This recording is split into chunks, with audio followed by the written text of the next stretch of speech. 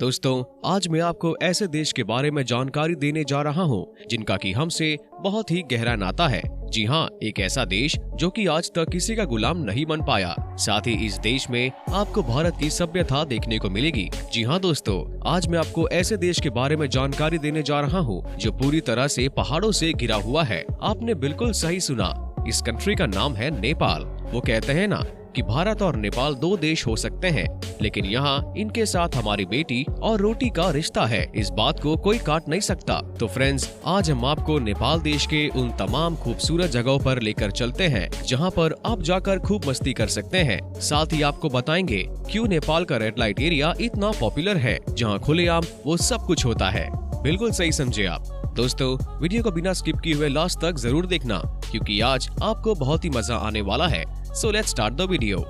Well friends, सबसे पहले तो आपको बता दें कि नेपाल देश का ऑफिशियल नेम है federal democracy Republic of Nepal. इस देश की कुल जनसंख्या लगभग 3 करोड़ है। जनसंख्या के मामले में ये दुनिया का 39वां सबसे बड़ा देश है। इस देश में 20% जनसंख्या शहरों में रहती है, 80% नेचुरल एरिया में खेती करती है। दोस्तों, नेपाल देश 1,45,350 स्क्वायर मीटर एरिया में फैला हुआ है और ये क्षेत्रफल के मामले में दुनिया का 93 सबसे बड़ा देश है। दोस्तों, नेपाल दुनिया के चुनिंदा देशों में शामिल है जो कि आज तक किसी का गुलाम नहीं बना। जी हाँ, 1414 से लेकर 1816 तक इस देश के राजाओं की लड़ाई अंग्रेजों से हुई थी, लेकिन नेपाल गुलाम नहीं बना।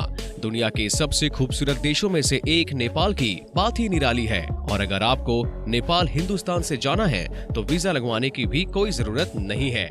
अब हम आपको नेपाल देश की वो तमाम जगह घुमा देते हैं जो कि वर्ल्ड पॉपुलर पैलेस है, पशुपतिनाथ मंदिर। दोस्तों, नेपाल दर्शन स्थलीय में पहला हिंदू पशुपतिनाथ मंदिर है। पशुपतिनाथ मंदिर नेपाल की राजधानी काठमांडू में स्थित है। और ये बात तो आप जानते ही हैं कि पशुपतिनाथ भगवान को ही शिव कहा जाता है। ये सिर्फ धार्मिक स्थल के रूप में ही नहीं, बल्कि सांस्कृतिक स्थल के रूप में भी काफी प्रसिद्ध है।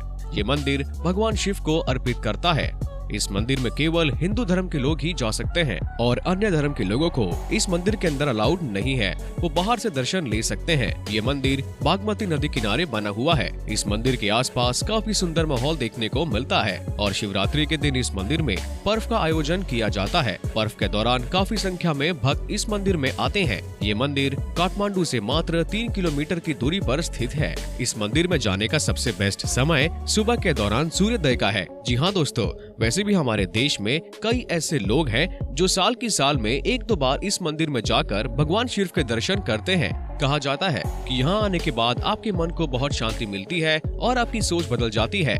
साथ ही साथ आप दुनिया की सच्चाई को समझने लगते हैं। आप नेपाल जाएं तो इस मंदिर में जरूर विजिट कीजिएगा। मुक्तिनाथ मंदिर। दोस्तों, मुक्तिनाथ मंदिर नेपाल दर्शनीय स्थल का एक और देखने लायक स्थल है। मुक्तिनाथ घाटी में यह मंदिर स्थित है। ये मंदिर भगवान विष्णु को अर्पित करता है और इस मंदिर में शालिग्राम शिला या शालिग्राम पत्थर की पूजा की जाती है। हिंदू धर्म के अनुसार शालिग्राम शिला में भगवान विष्णु का निवास माना जाता है, इसीलिए इस पत्थर को काफी पवित्र माना जाता है। वही यह मंदिर वहाँ से 3700 मीटर से ऊंची स्थित है, जिसकी वजह से ये मंदिर के आसपास काफी प्राकृतिक सुंदरता देखने को मिलती है। यहाँ की तीर्थ यात्रा करना तो काफी मुश्किल है, क्योंकि इस क्षेत्र की यात्रा में हिमालय की बड़ी पर्वत श्रृंखलाओं को पार करना होता है। दोस्तों, काठमांडू शहर नेपाल दर्शनीय स्थल का शोभा बढ़ाता है। नेपाल की राजधानी काठमांडू में शाम के समय सैर करने का एक अलग ही आनंद आता है। दरअसल काठमांडू हिमालय के पहाड़ों से घिरा हुआ है और ऐसे में शाम के समय यहाँ का मौसम काफी ज्यादा सुहाना हो जाता है। साथ ही में इस जगह पर नेपाली ट्रेडिशनल डांस और कई तरह के कार्यक्रम का आयोजन भी किया जाता है। काठमांडू में आपके शॉपिंग करने के लिए भी काफी कुछ मिल जाएगा। काठमांडू नेपाल का बेहद ही खूबसूरत शहर है। साथ ही साथ इस शहर में आप सनराइज का भी मजा ले सकते हैं। कहा जाता है कि सुबह सुबह धूप खिलती है तो यहाँ का नजारा बहुत ही ज्यादा ब्यूटीफुल हो जाता है। साथ ही अगर आपको नेपाली खाना खाने का शौक है और अगर यहाँ पर खाने का स्वाद लेना चाहते हैं तो आपको एक से बढ़कर एक रेस्टोरेंट्स भी मिल जाएंगे। दोस्तों, इस शहर की सबसे खास बात ये है कि ये ओवरक्राफ्ट नहीं है, यानी कि आपको ऐसा कभी भी नहीं लगेगा कि आप भीड़ भाड़ का हिस्सा हैं। तो नेपाल आप जब भी जाएंगे आपको शहर का दर्शन तो करना ही पड़ेगा, क्योंकि दोस्तों यहाँ पर सारी फ्लाइट लैंड करती हैं। भगवान राम का ससुराल यानी कि जनकपुर। दोस्तों, रामायण की कहानी तो सबको पता होगी। आपको पता ही होगा कि भगवान राम का ससुराल नेपाल का जनकपुर है। जी हाँ दोस्तों, जनकपुर नेपाल का प्रसिद्ध धार्मिक स्थल है और यहाँ नगर प्राचीन काल में मिथिला की राजधानी माना जाता है। यहाँ पर प्रसिद्ध राजा जनक थे जो सीता माता के पिता थे। दोस्तों आपको बता दें, आज भी हमारे देश में मिथिला की जय जयकार होती है। बिहार के कुछ जिले जैसे दरभंगा और मधुबनी मिथिला का हिस्सा है। आप जनकपुर जाकर माँ सीता के महल के दर्शन कर सकते हैं। दोस्तों जनकपुर में आज भी धनुष वैसा ही रखा हुआ है जैसे तोड़ने के बाद भगवान राम की शादी माता सीता से हुई थी। अगर आपको रामायण से प्यार है तो जनकपुर में आप रामायण के किस्से को जरूर जी लेंगे। माता सीता के दर्शन देखने को आपको मिल जाएंगे। पोखरा। दोस्तों पोखरा नेपाल दर्शनीय स्थल का एक और प्रसिद्ध दर्शनीय स्थल है। पोखरा शहर के पास ही फेवा झील स्थित है और ये झील के चारों ओर काफी सुंदर और शांत वातावरण है। जो भी लोग नेपाल घूमने के लिए जाते हैं वो पोखरा जरूर जाते हैं। पोखरा नेपाल का दूसरा सबसे फेमस शहर है और इस जगह पर झील के अलावा कई और सारे मंदिर भी हैं।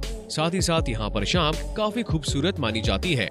तभी तो कहा गया है कि अगर आप नेपाल गए तो एक शाम आप पोखरा में जरूर बिताएं। जी हाँ, यहाँ पर आपको नेपाल की ट्रेडिशनल लाइफस्टाइल देखने को मिल जाएगा। यहाँ के होटल में रहने से लेकर यहाँ का खाना पीना सब नेपाल स्टाइल का है। यहाँ आप नेपाल को जी लेंगे। लुम्बिनी। दोस्तों गौतम बुद्ध की जन्मस्थली लुम्बिनी दुनिया भर का अनुयायी योग का तीर्थ स्थल है। ये स्थान भारत नेपाल सीमा से कुछ ही दूरी पर स्थित है। रुमिनी दोई गांव पीलू लुम्बी गांव है। सम्राट अशोक के स्मारक स्तंभ के लिए जाने जाने वाला ये स्थल यूनेस्को के विश्व विरासत सूची में शामिल है। सम्राट अशोक ने इसे अपने नेपाल यात्रा के स्मृति में बनवाया था। यहाँ का प्रमुख आकर्षक केंद्र 8 वर्ग किलोमीटर में फैला हुआ बाग है। इसके अलावा माया मंदिर यात्रियों के बीच लोकप्रिय है। इसमें गौतम बुद्ध की माँ माया देवी की मूर्ति है। माया देवी इस मूर्ति में गौतम बुद्ध को जन्म देती हुई दिखाई दे रही होगी। कहा जाता है कि यहाँ जाकर आप जो भी मन्नत मांगते हैं वो पूरी हो जाती है और शायद यही वजह है कि लुम्बिनी में भारी संख्या में लोग आते हैं। देवघाट धाम। दोस्तों देवघाट धाम भी नेपाल का प्रमुख पर्यटन स्थल है। देवघाट धाम काली गंडकी और त्रिशूली नदियों के संगम पर स्थित है। मकर संक्रांति के दौरान हिंदू धर्म के अनुयायी बड़ी संख्या में यहाँ आते हैं। इस दिन में श्रद्धालु पवित्र नदी में डुबकी लगाते हैं। इसके अलावा यहाँ पर घूमने लायक कई सारे ऐतिहासिक स्थल हैं। यहाँ पर त्रिवेणी मंदिर, वाल्मीकि आश्रम, सोमेश्वर काली का मंदिर, किला पांडवनाथ, बिलासपुर किला जैसे कई ताने जिन्हें पर्यटक खास तौर पर देखना पसंद करते हैं। अच्छा दोस्तों, वीडियो में आगे बढ़ने से पहले जरा आप बताइए कि आप हमारा वीडियो लगातार कहां से टकटकी लगाकर देख रहे हैं, हमें कमेंट बॉक्स में बताइए। नागरकोट। दोस्तों क्या आप हिमाचल के नज़ारे का लुत्फ उठाना चाहते हैं? यदि हाँ तो ये अद्भुत जगह आपके लिए सबसे बेस्ट होगी। यहाँ से आप हिमालय को समय दर समय बदलता देख सकते हैं। अपने होटल के कमरे की खिड़कियाँ से आप इसे आंखें चार कर सकते हैं। यात्री इसे अतुल्य दृश्य को देखने के लिए दूर दूर से आते हैं। सूर्य उदय और सूर्यास्त के हृदय का दीदार भी यहाँ से बखूबी दिख जाता है। नेपाल के दर्शनीय स्थल में इसका नाम सबसे ऊपर आता है। चागुना नारायण मंदिर।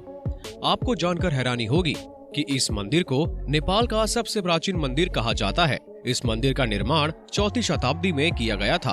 कुछ कारणों से इसे दोबारा 1702 में ही बनवाया गया था। चंगू नारायण मंदिर शिवपुरी पहाड़ियों पर स्थित है।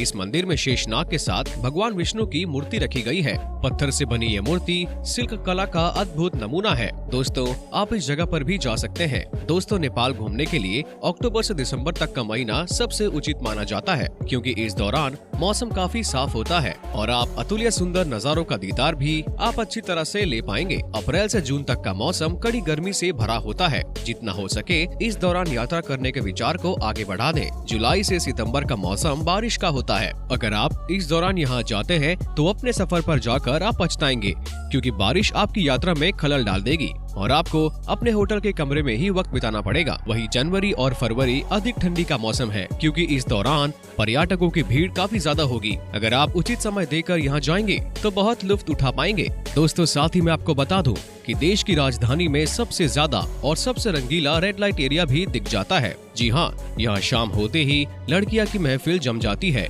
हजारों की संख्या में लोग यहाँ पर आते हैं अपने मन को शांत करने के लिए। कहते हैं कि यहाँ पर लड़कियाँ खूब नाचती है और आपको खुश कर देती हैं, साथ ही साथ आपको बहुत प्यार देती हैं। तो काठमांडू में आपको इस तरह की चीजें भी देखने को मिल जाएगी। अगर आप इंटरेस्टेड हैं तो यहाँ पर यकीनन जा सकते हैं, बाकी आपकी मर्जी। दोस्तों, अगर आपकी इच्छा कम पैसे में विदेश घूमने की है तो आप नेपाल जा सकते हैं। नेपाल में जाना बिल्कुल अपने देश में घूमने जैसा ही है। इस देश में कई सारे हिंदू मंदिर हैं।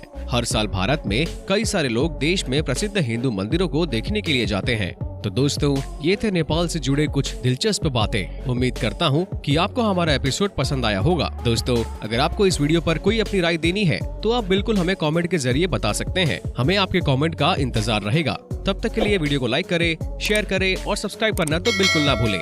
तब तक के लिए टेक केयर।